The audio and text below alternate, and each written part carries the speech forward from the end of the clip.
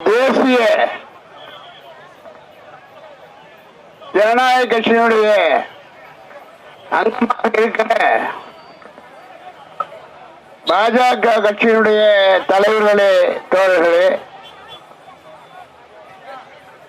பாமக கட்சியினுடைய தலைவர்களே, தோழர்களே, அமமுக கட்சியினுடைய தலைவர்களே, தோழர்களே, தமாக கட்சியினுடைய தலைவர்களே, தோழர்களே, ஐஜேகே கட்சியினுடைய தலைவர்களே, தோழர்களே, ஜான் பாண்டியனுடைய கட்சியை சேர்ந்த தலைவர்களே, தோழர்களே,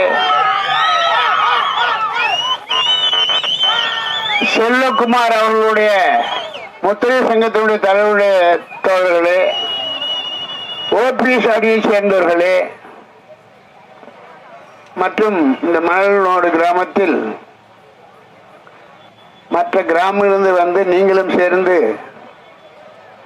இந்த திருவிழாவை கொண்டாட வந்திருக்கின்ற சகோதர சகோதரிகளே, தாய்மார்களே,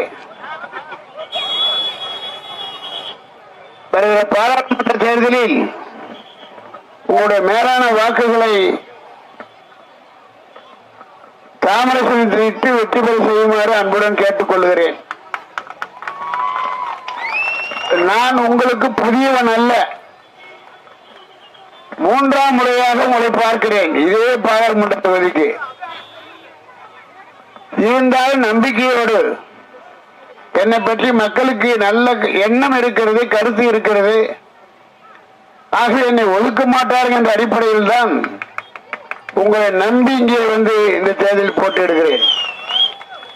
2019 தேர்தலில் 6 லட்சம் வாக்குகளை கொடுத்து வெற்றி பெற செய்தீர்கள். 6 லட்சம் வாக்கு என்பது சாதாரண வாக்கு அல்ல. 4 லட்சம் வாக்கு வித்தியாசத்தில் வெற்றி பெற செய்தீர்கள். வெற்றி பெற்ற நான் டெல்லிக்கு சென்ற நான் உங்கள் தொகுதிக்காக என்ன செய்தேன் இந்த 5 ஆண்டுகள் என்பதை புத்தகமாக போட்டு கொடுத்திருக்கிறேன். எல்லா குடும்பத்துக்கும் வந்திருக்கும்னு நினைக்கிறேன். இந்த புத்தகத்தில் பாராளுமன்றத்தில் நான் எத்தனை முறை பேசினேன், எதற்காக பேசினேன், எத்தனை முறை பாரத பிரதமர் அவர்களை சந்தித்தேன், ரயில்வே அமைச்சரை சந்தித்தேன், நிதியமைச்சரை சந்தித்தேன் என்பதெல்லாம் புத்தகமாக போட்டு கொடுத்திருக்கேன். பெரும்பாலும் எல்லா வீட்டுக்கு வந்திருக்கு, இல்லைன்னா கொஞ்ச நாள்ல வந்துடும். இந்த மாதிரி யாராவது கடந்த காலங்களில் உங்களுடைய பாராளுமன்ற உறுப்பினர்கள் ஸ்கூல் பையன் ப்ராக்ரஸ் ரிப்போர்ட் கொடுக்கிற மாதிரி கொடுத்தாங்களா, பார்த்திருக்கீங்களா? இல்லை என்பது நன்றாக தெரியும்.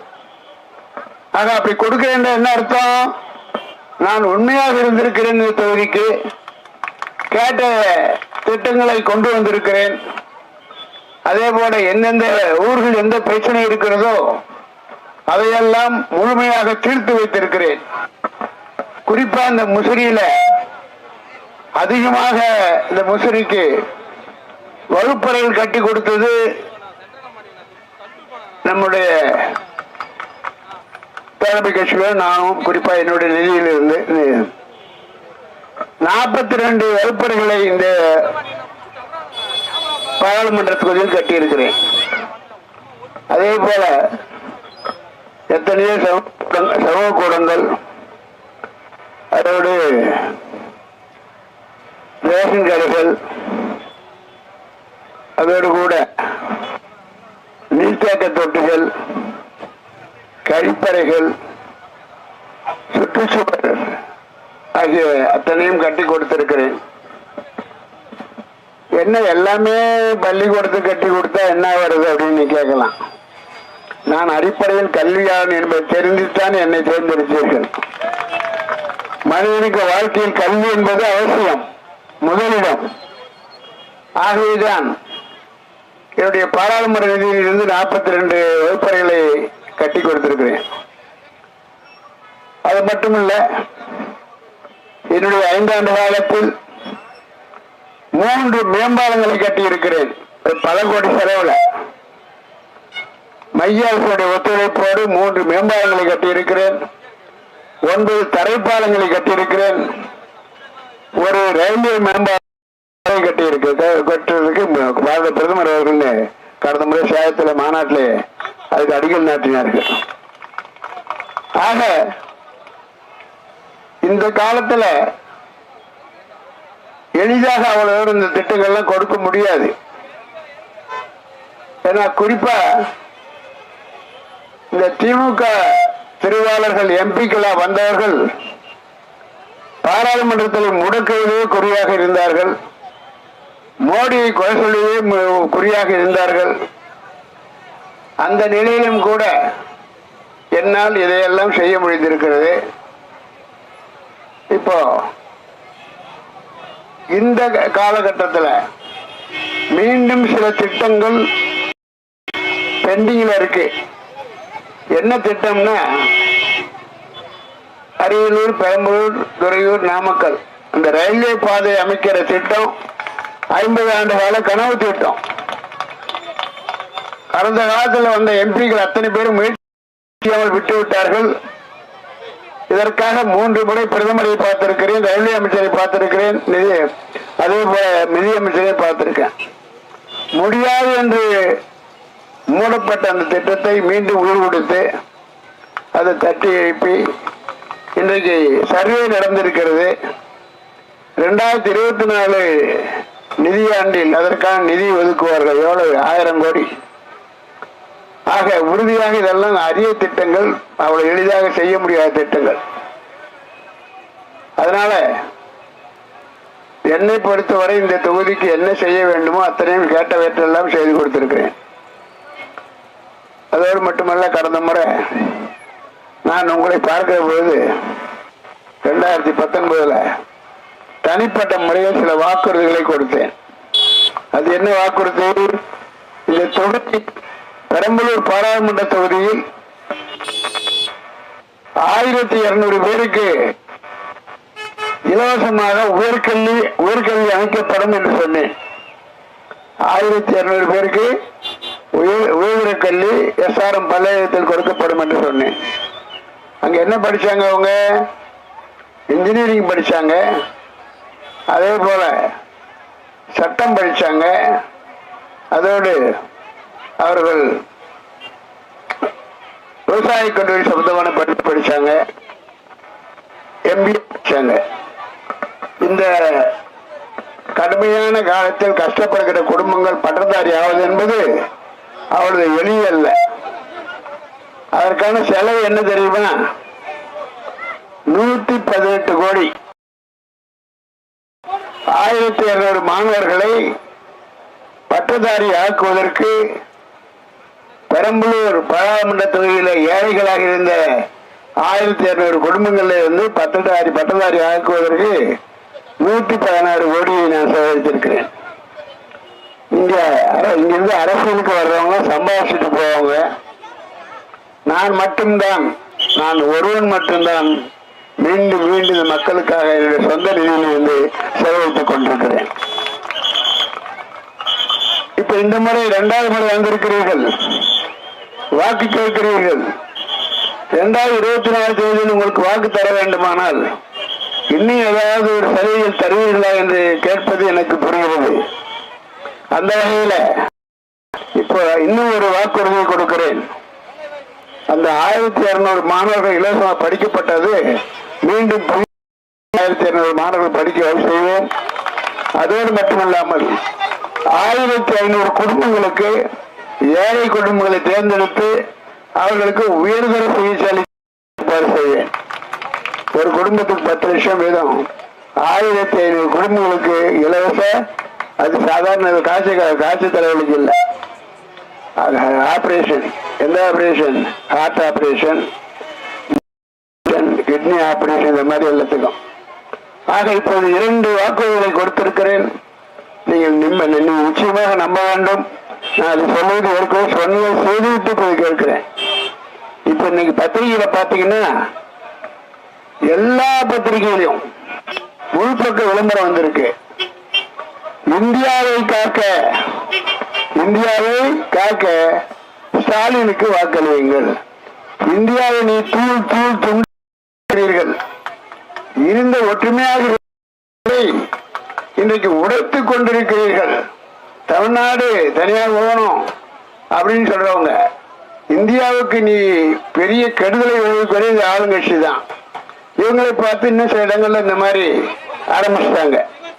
இந்தியாவில் சுதந்திர பிறகு ஒரு நாட்டை உருவாக்குவதற்கு அதுக்காக பாடுபட்ட தலைவர்கள் என்ன கஷ்டப்பட்டான்னு உங்களுக்கு தெரியும். இன்னைக்கு சொல்றாரு இந்தியாவை காக்கிறதுக்கு இவர் தான் முன்னென்று நிற்கிறாராம். நீங்க சும்மா இருந்தாலே போதும், இந்தியாவுக்கு தானா காத்துருவோம். எனக்கு உரிமை என்ற பெயர்ல தினமும் ஏதாவது ஒரு பிரச்சனை கிளப்புறது. அந்த பிரச்சனை யாருக்குன்னா தான் தலையை அந்த மன்னவாரி போட்டுக்கிற மாதிரி. நாளும் பாராளுமன்றத்தில் நடக்க விடாமல் முடக்கி கொண்டிருக்கிறீர்கள், சத்தம் போடுகிறீர்கள், மாணவர்கள் பேப்பரெல்லாம் கிழிச்சு வருகிறீர்கள். இதெல்லாம் ஒரு நாடாளுமன்றம் நடக்கக்கூடியதா? ஒரு பெரிய ஜனநாயக நாட்டில் இது கொடுமையிலும் கொடுமை இது நடந்து கொண்டே இருக்கிறது. அந்த அனுபவத்தை நான் பார்த்தேன். நான் பெரிய பாராளுமன்றம்னா பெரிய பெருமையான இடம்னு நினைச்சிட்டு போனேன். அங்க பார்த்தா இது ஒரு ஸ்கூலோட மோசமா இருக்கு. இதுதான் பாராளுமன்றமா? ஆக இதையெல்லாம் செய்ய வேண்டுமானால் நல்ல பாராளுமன்ற உறுப்பினரை நீ தேர்ந்தெடுக்க வேண்டும். இப்ப நடக்கிற தேர்தல் தமிழ்நாட்டுக்கு அல்ல, இது டெல்லிக்கு. இந்தியாவில் யார் ஆட்சி அமைப்பது என்று நீங்கள் முதல்ல சிந்திக்கணும். 10 ஆண்டு காலமாக மரியாதைக்குரிய மோடி அவர்கள் மிக சிறப்பான ஆட்சியை கொடுத்திருக்கிறார். இந்தியாவுடைய பெருமையை உலக அளவில் உயர்த்தியிருக்கிறார். உலக தலைவர்கள் எல்லாம் இந்தியாவில் மோடி எப்போது தன் நாட்டுக்கு வருவார் என்று ஏங்கிக் கொண்டிருக்கிறார்கள். ஆஸ்திரேலியா போன்ற நாடுகள்லாம் எங்களுடைய தலைவர் மோடி, இன்னும் சொல்ல போன உலக தலைவரே எங்களுக்கு எல்லாம் உங்களுக்கு வாங்கின எங்கிட்ட கொடுங்க, நான் பாத்துக்கிறேன், மோடிகளை உங்களுக்கு பிடிக்கலன்னா கொடுங்க, எங்க நாட்டுக்கு நாங்க பிரதமர் ஆக்குறோம் சொல்ற அளவுக்கு இன்னைக்கு நடந்து கொண்டிருக்கிறது. ஆனா அப்படிப்பட்ட மகான திறமைசாலியை, மக்களுக்காக உழைக்கிறவரை, நாட்டுப்பற்று கொண்டவரை இன்றைக்கு எப்படியாவது ஊனப்படுத்த வேண்டும், அவருக்கு மன உளைச்சலை கொடுக்க வேண்டும் என்பதற்காக செய்து கொண்டிருக்கிறார். நீங்க சில விஷயங்களை பார்க்கணும். ஒரு பல 100 ஆண்டுகளுக்கு முன்னால் தான் நமக்கு யாரு கிடைச்சாரு? சுவாமி விவேகானந்தர் கிடைச்சார். அவர் நாட்டினுடைய ஆன்மீகத்தை உலக அளவில் கொண்டு சென்றார். இன்றைக்கு மோடி அவர்கள் நல்ல ஆட்சியை அரசியலுக்கு உலகிற்கு அளவு கொண்டு போய் சேர்த்திருக்காரு. அதனால இதையெல்லாம் நம்ம எளிதாக எடுத்துக்கொள்ளக்கூடாது. இந்த மாதிரி அவங்க பணம் இருக்கு, ஊழல் பண்ண பணம், உங்க வீட்டு வரி பணம், எங்க வீட்டு வரி பணம், ஊழல் பணம், அதையெல்லாம் வச்சுக்கிட்டு பக்கம் பக்கமா இந்தியாவை காக்க என்று சொல்லுவாங்க. காக்கவே வேண்டாம், நீ சும்மா இருங்க. அது மட்டும் இல்ல, இங்கே செய்கிற அத்தனையும் தேவையற்றது, அராஜகமானது. ஆகவே குடும்ப ஆட்சி அகற்றப்பட வேண்டும் என்று ஒரு நாட்டில் ஜனநாயகம் வர வேண்டும்னா குடும்ப ஆட்சி இருக்கவே கூடாது. அப்படி இருக்கிற நேரத்தில் நீங்க தாத்தா, அப்பா, புள்ள, பேரன், இது என்ன மன்னர் ஆட்சியா? ஆகவே இதெல்லாம் ஒழித்தால் மட்டும்தான், அந்த சிந்தனையை மக்கள் மனிதர்கள் எழுத்தால் மட்டும்தான் உங்களுக்கு ஒரு ஜனநாயக நாடாக இந்தியா இருக்க போகிறது, விளங்க போகிறது. அதை மனசில் வச்சுக்கணும். அத்தகைய மோடியோட ஆட்சி ஏற்கனவே நீ தமிழ்நாட்டிலிருந்து 39 எம்பி போனாலும் போகாவிட்டாலும் உறுதியாக 3வது முறை ஆட்சி அமைக்கிறார். அது சந்தேகமே கிடையாது. நீங்க போய் எம்பிகள் அனுப்புவது உங்களுக்கு பெருமை. எம்பிகள் நல்ல எம்பிகள் அனுப்புவது தமிழ்நாட்டுக்கு பெருமை. தமிழ்நாட்டுக்கு தேவையான திட்டங்களை கொண்டு வர முடியும், நிதிகளை கொண்டு வர முடியும், இன்னும் நல்ல திட்டங்களை கொண்டு வந்து மக்களுக்கு சேவை செய்ய முடியும். ஆனா இவர்கள் என்ன பண்றாங்கன்னா, மோடியை திட்டினால் பாரு, இவர் மோடியே திட்டுறாரியா, உலகமெல்லாம் பெருசா பேசுறாங்க, இவர் மோடி யாரு? ஸ்டாலின் அந்த கூட்டம், திராவிட திருவாரர்கள் அப்படின்னு சொல்லிட்டு நீ ஹீரோ ஆகுது. நீ ஹீரோ ஆகிறதுக்கு என்ன பண்ற? எங்க தமிழ்நாட்டை நாசப்படுத்தி கொண்டிருக்கிறீர்கள். ஆகவே நல்லவர்களோடு நாம் சேர வேண்டும். அதோடு மட்டுமல்ல, இன்றைக்கு இந்த வெயில்ல நிக்கிறத பார்த்து எனக்கு பாருங்க, ஏன்னா நீங்க என்ன நினைப்பீங்களோ, நான் 2 காரணத்துக்காக இந்த கொடையை பிடிக்க சொன்னேன். எங்க கட்சியினுடைய இது கொடை என்ன இது மாதிரி போட்டிருக்கும் பாருங்க, கட்சியினுடைய கலரே வெள்ளை சிவப்பு தான், அதுக்காக போட சொன்னேன்னு வச்சுக்கலாம். இல்லைன்னா தாங்க முடியாம பிடிச்சிட்டு இருக்கான்னு வச்சுக்கலாம். நீங்க எப்படி வச்சாலும் எனக்கு வழி இல்லை. ஏன்னு கேட்டீங்கன்னா, நீங்க எல்லாம் வெயில்ல இருந்து பழக்கப்பட்டு விட்டீர்கள். இப்படி ஒரு வெயில் திருச்சியில இருக்கு. இப்ப 102 டிகிரி 105 டிகிரி எல்லாம் போகுது, சுட்டரிச்சிடும். ஆகவேதான் இந்த திராவிட திருவாளர்களை அப்புறப்படுத்த வேண்டுமானால் 39 சட்ட உறுப்பினர் நம்முடைய சேர்ந்தவராக இருக்க வேண்டும், தோழமை கட்சி சேர்ந்தவராக இருக்க வேண்டும். இப்போ அவங்க சின்னம் என்ன சின்னம்? சூரியன். சூரியனோட குணம் என்ன? எரிச்சிடும். இப்ப நீங்க போய் காஞ்சி கிடக்குறீங்களே, இப்போ உங்க உடம்பு பாத்தீங்கன்னா இன்னும் 1 மணி நேரம் 2 மணி நேரம் ரத்தம் எல்லாம் சுண்டி போயிடும். அதுதான் சூரியனுடைய தன்மை. புரியுதா உங்களுக்கு? இன்னும் கொஞ்ச நாள் தான் பாதி பேர் நாங்கெல்லாம், நீங்களே நல்லா இருக்கிறவங்க எல்லாம் கொஞ்சம் கருத்து போறீங்க, நாங்கெல்லாம் நின்று அடையாளமே பார்க்க முடியாது. அந்த அளவுக்கு இந்த சூரியன் சுட்டரிக்கிறது. அது எல்லாத்தினுடைய உடல்நிலை கூட கெடுத்துரும், உங்க ரத்தத்தை கூட சுண்டி எடுத்துரும். அதுதான் சூரியனுடைய தன்மை. ஆனா அதே நேரத்துல நாங்கள் போட்டியிடுகிற தாமரை சின்னம் எப்படி தெரியுமா? எல்லா வீட்லயும் பிள்ளைகள் படிக்கணுமா வேணாமா? படிக்கணும். அதுக்கு எந்த தெய்வத்தை கும்பிடுவீங்க? சரஸ்வதி. சரஸ்வதி தெய்வத்தை கும்பிட்டாதான் எல்லா பிள்ளைகளும் படிக்கும், அந்த பேரு வரும், மரியாதை வரும், நல்லா சம்பாதிப்பாங்க, நாட்டுக்கும் வளர்ச்சி கிடைக்கும். அந்த தாமரை சின்னம் என்பது என்னது? தெய்வ இருப்பிடம். அது சரஸ்வதியுடைய இருப்பிடம் தான் தாமரை. ஆக அவங்க சின்னம் சுட்டு ரத்தத்தை உறிஞ்சும். உங்க ரத்தம் நாட்டினுடைய ரத்தத்தையே உறிஞ்சிருவாங்க. அது மாதிரி பண்ணிட்டு இருக்காங்க, நாட்டுடைய வளப்பத்தையே உறிஞ்சிருவாங்க. அதனால இவர்கள் வீடு நாட்டு வளர்ச்சி பெற வேண்டுமானால், நன்றாக படிக்க வேண்டுமானால் தாமரை சின்னம் நீங்க மறக்க கூடாது. சின்னத்தில் தான் நீங்க வாக்களிக்கணும். நான் சொன்ன மாதிரி உங்க பிள்ளைகள் நல்லா படிக்கும், குடும்பம் நல்லா இருக்கும், சேர நல்லவர்களை தேர்ந்தெடுக்க வேண்டும். மரியாதைக்குரிய மோடி ஆட்சியை வலுப்படுத்த, அவருடைய கருத்தை வலுப்படுத்த மறவாதி தாமரை, தாமரை மறவாதி தாமரை. நன்றி.